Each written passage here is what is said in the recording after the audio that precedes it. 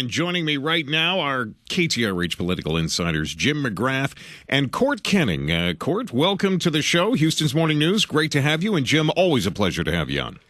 Top of the morning, Matt.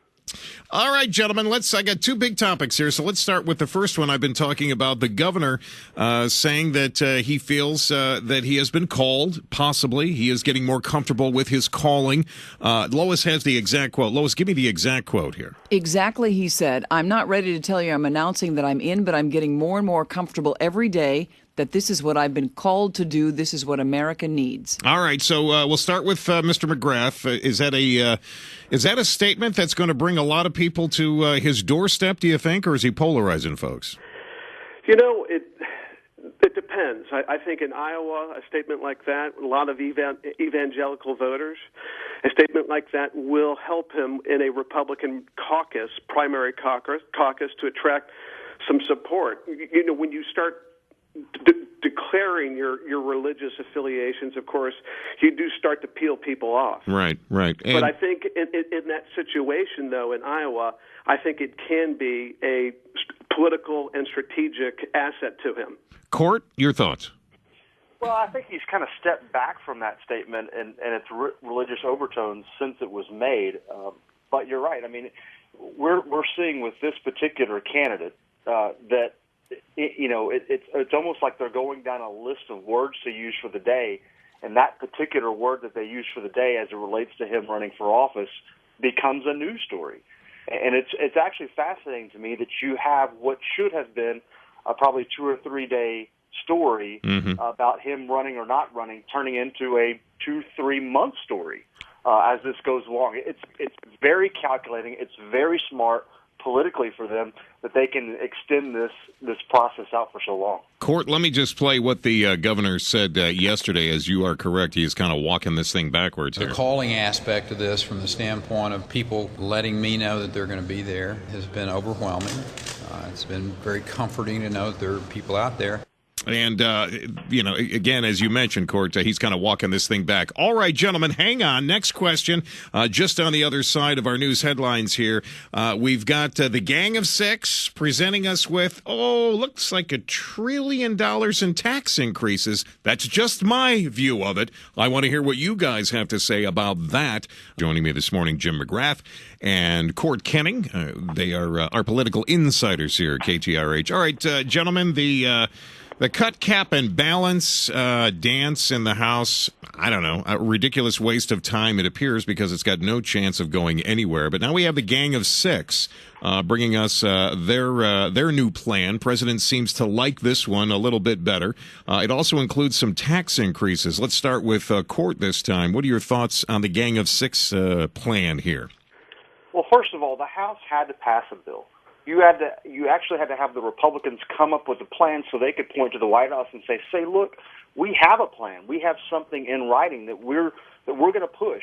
What say you, White House? Mm-hmm. And without the White House coming up with something, without the president coming up with something, they could say, look, it's all hat, no cattle at the White House. And then once this process works out, then you'll get to the negotiation part, which is where the Gang of Six will operate. And look, it's not going to make the Tea Party and the Republicans happy. It's not going to make the liberals and the Democrats happy. It's meant to make the middle ground folks happy. And we're going to have to come to some kind of consensus and push this thing through.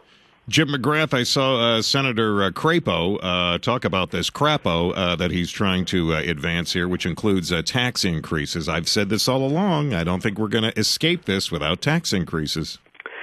Yeah, and that's part of the messy part of legislating and governing. At some point, you knew that it was going to come to some kind of compromise, and whether that was closing loopholes, we're still a little short on the details in terms of exactly what kind of entitlement cuts, because you're not serious about cutting spending if you don't get into entitlements, as well as the tax increases, the revenue enhancers is the euphemism for it, where we're still short on the details.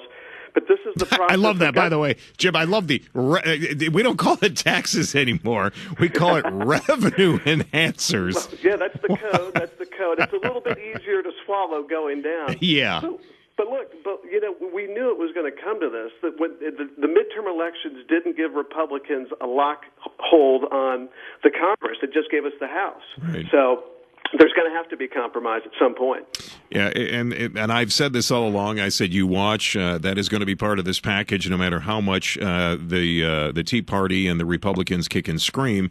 We're going to have those revenue enhancers, and they may be in the form of some loopholes, and some of the ones that we enjoy, including the mortgage interest deduction, I think at some point is going to be addressed, and people are not going to like that very much. But it's very interesting to see now the president seems to be embracing what the Gang of Six has brought forth. But Kurt, I'm going to let you wrap this up since we haven't had a chance to talk to you until today. We take a look at this. A lot of the Gang of Six's plan kind of gets kicked into some of these Senate finance committees. Do you think they will cut the entitlement programs to where this plan wants them to be? Well, look, generally overall, there's not a lot of room. We've got to cut, and we've also have to raise revenue. What you're going to see here is maybe a replay of what happened to the first Bush presidency, where the no new taxes mantra that he came about, he had to go and negotiate away from, right. And it killed him politically. And I think what's going to happen here is if Republicans don't watch out and they get tagged with the tax increase, it's going to kill them politically. And the president is playing this very, very smart. No question. And so I think what you're going to see is a push on his part to try to include, obviously, the tax increases as we're seeing here. But Republicans better be careful, or they're going to find themselves on the outs. Gentlemen, thank you so much. Political Insider's Jim McGrath, Koenning. We appreciate your time here on Houston's Morning News.